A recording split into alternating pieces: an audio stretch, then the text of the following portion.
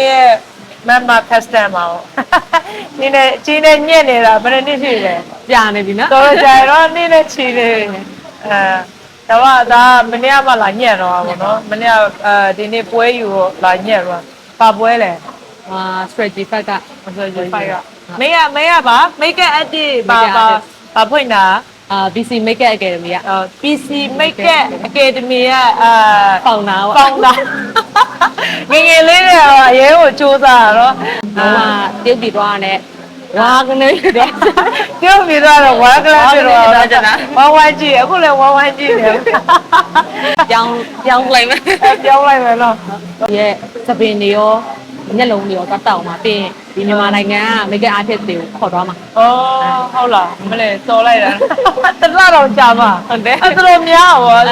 သွားလဲတာတွေရောပါတယ်သူတို့သွားခေါ်လဲတာတွေရောအဲ့လို wedding fashion တွေရောသွားပြမှာတော့အဲ့လို makeup တစ်ခုပြီးသွားတယ်သူတို့နောက်ထပ်နေရာအစုံတော့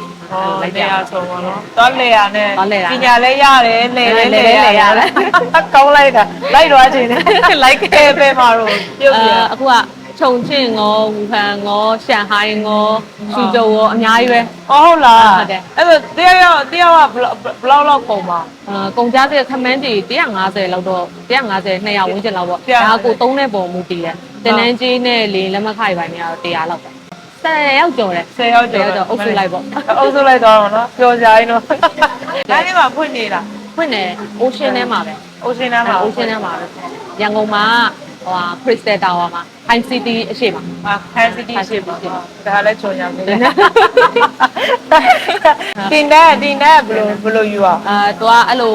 ဒီ phenomenon ကနေ bridal တွေထိပေါ့အဲ့ဒါတော့တလသူကကျတော့တင်တန်းကြီးอ่ะအဲ့လို38တိန်အဲ့ဒါတလလောက်